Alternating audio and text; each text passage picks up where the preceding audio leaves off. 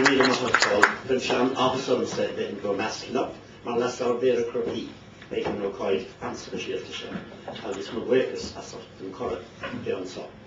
It's a great pleasure for me to be here tonight as Deputy Lord Mayor.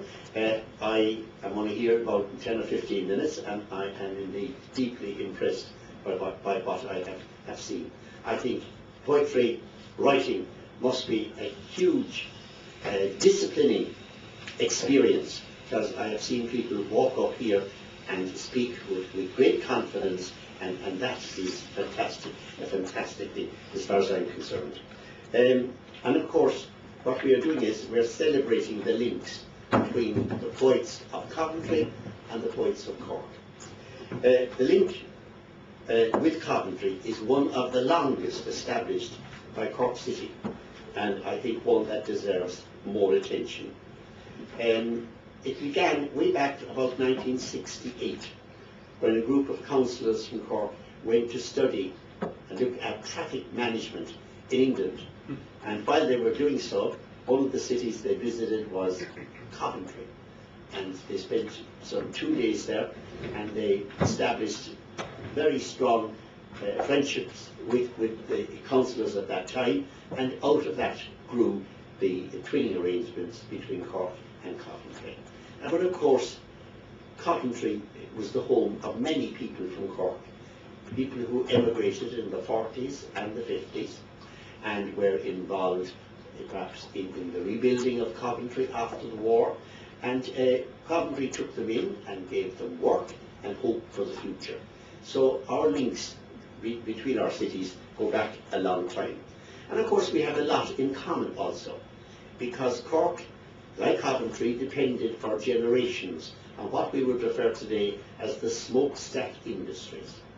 And these smokestack industries began to disappear, certainly here in Cork, in the mid-80s.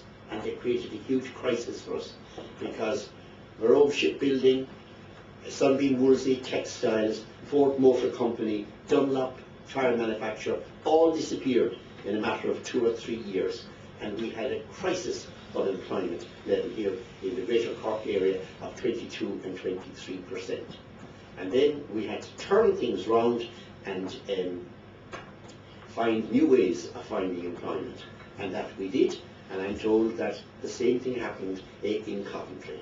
And a partnership between education, training, the local authorities and the Industrial Development Authority turned Cork into what it is today, and that is a high-tech centre, a centre for high-tech industry, whether they be chemicals or pharmaceuticals or whatever they may be. But also, I think it's true to say that here in Cork, we've had a long tradition for respect for the arts. And, you know, there are people who hailed from Cork who won international acclaim for their disciplines, whether it be the teacher from Dean Street, McGinn, who went to London in the late 1980s and became the editor of the Fraser magazine, and gather around him other Cork people, like the painter MacLeese, whose exhibition is on in the Crawford Gallery at the present time, and the writer Father Crouch, Sylvester Marley, who wrote so much, and then of course the other great 18th century, 19th century artist, sculptor, John Hogan.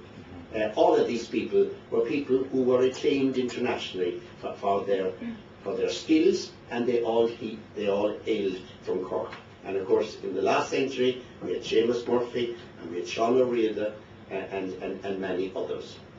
So we have in Cork a tradition for respecting the arts, and as a city council, even though we have a limited budget, every year we do set aside some money in order to encourage artistic groups throughout the city, because that is so much part and parcel of the life of any city. I think that Ó Bhéal is the type of initiative that reminds us of the rich histories of both of our cities. Histories, whether they be in the oral form or the written tradition. And Cork has had its fair share of luminaries. In the past, John Donne, Greg Delancey, Jerry Murphy, the Waterford man, now an honorary citizen of Cork, Tom McCarthy, and of course Theo Dorgan. And in more recent times, Billy Ramsell and Paul Casey have carried forward this tradition and kept it alive and relevant in the lives of people.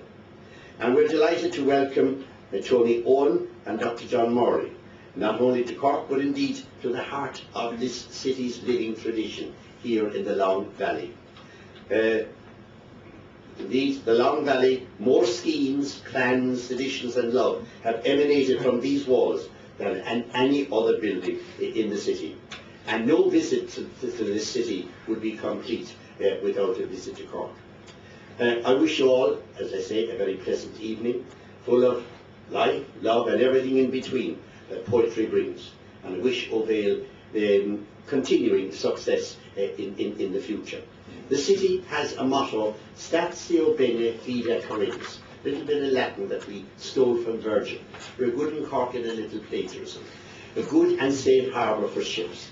We like to think that Cork is a good and safe and welcoming harbour for all people, but particularly people from our twin cities. And may I thank Paul for getting this initiative going and hope that we'll see more of it in the future. Thank you.